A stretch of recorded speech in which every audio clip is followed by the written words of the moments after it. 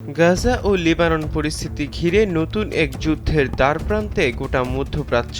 মঙ্গলবার ইরানের ব্যালিস্টিক ক্ষেপণাস্ত্র হামলার পর বড় ধরনের পাল্টা জবাব দিতে মরিয়া হয়ে উঠেছে ইসরায়েল।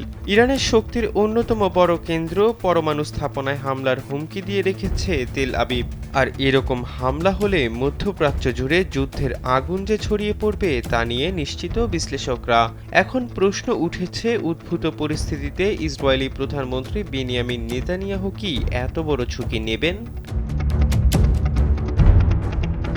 ইসরায়েলের সম্ভাব্য নিশানার তালিকায় আছে ইরানের সামরিক পরমাণু কর্মসূচির কেন্দ্রস্থল পারচিন, তেহরান, বোনাব ও রামসারের গবেষণা চুল্লিগুলো এবং বুশেহর, নাতানজ, ইস্পাহান ও ফেরেদোর প্রধান স্থাপনাগুলো।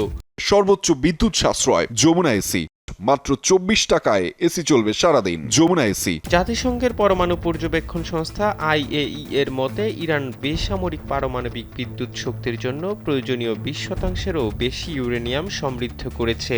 ইসরায়েল ও অন্যদের সন্দেহ, দেশটি খুব অল্প সময়ের মধ্যে পারমাণবিক বোমা তৈরিতে সক্ষম হবে। ইরান যাতে এ পারমাণবিক বোমা তৈরি করতে না পারে সেজন্য এসব স্থাপনায় হামলার পরিকল্পনা করছে ইসরায়েল। আর এই ধরনের হামলার এখনই সবচেয়ে বড় সুযোগ বলে মনে করছে তেল আবিব। বিবিসি জানায়, ইসরায়েল অনুমান করার চেষ্টা করছে তাদের হামলার জবাবে ইরান কী ধরনের প্রতিক্রিয়া দেখাতে পারে এবং তা কিভাবে প্রশমিত করা যায়।